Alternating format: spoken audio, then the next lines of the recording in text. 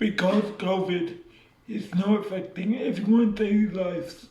The way children's stories are read by parents to their children will be affected also. Here are some examples of classic children's stories with modern twists.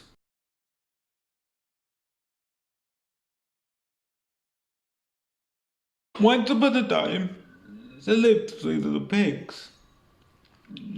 Now they didn't know each other, therefore they couldn't live together in line with the government COVID restrictions. So they built separate houses. One built a house made of straw, the second little pig built a house made of sticks, and the third little pig built a house made of bricks. Later, a big bad wolf came along, who saw the three houses and thought, lunchtime. He walked up to the house made out of straw and knocked upon the door.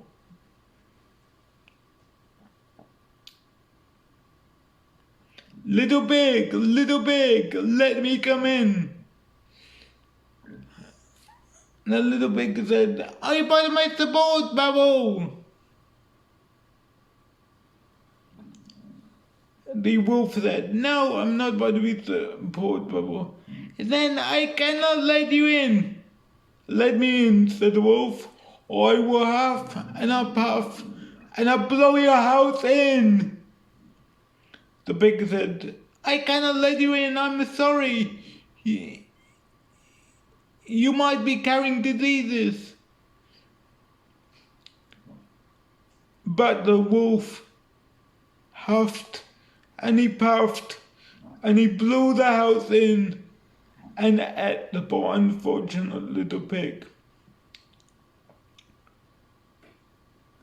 The wolf then walked up to the second house made of sticks. Little pig, let me come in." "Are you part of my support bubble?" said the little pig. Now the wolf was clever and big and bad, and so he said, "Yes, I'm part of your support bubble." "Are you standing 2 meters away?" said the pig. "Yes," said the wolf again. "Then I will let you in." No sooner the pig let him in than the wolf ate him up in one gulp. And he blew the house down for good measure. The big bad wolf walked up to the house made of bricks. He was sure this was where the juiciest pig lived. Little pig, let me come in," cried the wolf. "Are you part of my support bubble?" The wolf replied, "Yes, I'm part of your support bubble. Are you 2 meters away?" The wolf said, "Yes, I am 2 meters away." "Are you wearing the appropriate PPE?" said the pig. "Are you carrying hand gel? And are you wearing a mask and perhaps a visor?" To this, the wolf thought to himself, "This is far too much effort for dinner," and left.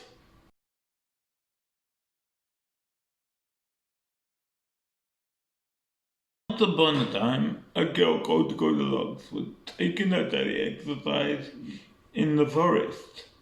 She had just come to the end of a long walk and was hungry. There was a cottage in a clearing. Thinking there might be food inside, Goldilocks decided to try the door and found it unlocked, and so went in. But rather than 3 bowls of porridge, as he thought there might be, Goldilocks found hanging on 3 pegs 3 sets of personal protective equipment. "Oh well," said Goldilocks, You'll never know when I might need personal protective equipment. And the owners of these don't seem to need it. They're nowhere around. She tried on the first set. Whoa! This is way too big, cried Goldilocks. I will get lost in here. She tried on the second set. This is alright, but it's still a bit big, said Goldilocks. She tried on the third set, which fitted just right. With each discarded set she'd put on the floor, she had no sooner put on the small PPE when she heard a noise outside and saw 3 bears coming down the path. They came in. There was a daddy bear, a mummy bear, and a baby bear. Goldilocks was watching from a concealed place behind the curtains. The teddy bear boomed, "Who's been wearing my PPE? Look at it, it's ruined and on the floor too. I cannot use it now." The mummy bear squeaked, "Who's been using my PPE? Look at it, it's on the floor. I cannot use it now. Oh, what am I to do?" The baby bear started to sob. "Someone's stolen my PPE. Look, it's nowhere to be seen." Goldilocks was moved by the baby bear's tears and stepped out from behind the curtains.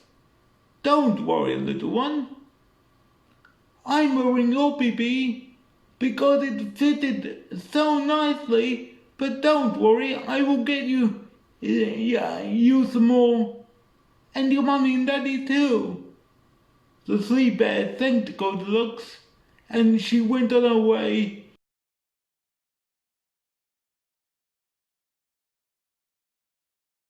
Once upon a time, there lived a girl called Ella. Ella's mother unfortunately died, and the father eventually remarried. Her stepmother was originally kind to Ella, and her stepsisters were kind to her as well. Until the father left on business. Then the stepmother became wicked. All they wanted Ella to do was clean the house like a servant girl. And they changed her name. They called her Cinderella. Weeks went by and there came news that there was going to be a ball held in the village so that Prince Charming could find a wife. The ugly sisters and wicked stepmother were over the moon that they were going to have a chance to go and meet the prince, and perhaps he would choose one of them as his bride. When Cinderella inquired whether she could go, the wicked stepmother laughed and said, "You? Why would he be interested in you? You are just a servant girl. Now clean that fireplace." To this, the ugly stepsister just cackled. The eve of a ball came, and a figure appeared in Cinderella's room. "Who are you?" squeaked Cinderella in fright. At the socially acceptable distance figure of 2 meters. "Do not be afraid, child. I am your fairy godmother. I'm here to keep you safe and grant you a wish." "Oh, fairy godmother," cried Cinderella.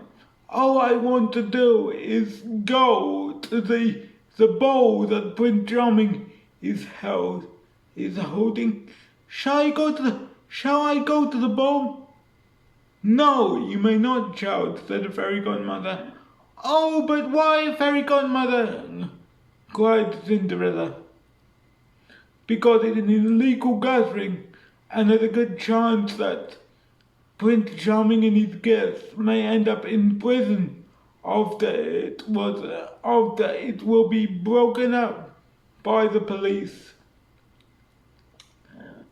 But what we can do is I can make you a new dress, and we can stay at home and watch the Ugly Sisters Netflix account. They would hate that." Next morning, Cinderella woke feeling happier than she had done for quite a while. A page knocked at the door to tell her that the hosts and participants of the previous night's ball had been arrested by the police, as it had been an illegal gathering and were now in the town's jail. Cinderella breathed a sigh of relief. She smiled to herself, thinking that she would now have the house all to herself. She whispered, "Thank you, fairy godmother. Thank you." I hope you've enjoyed these stories with Mike of Interest. Wherever you are, I hope you're staying safe.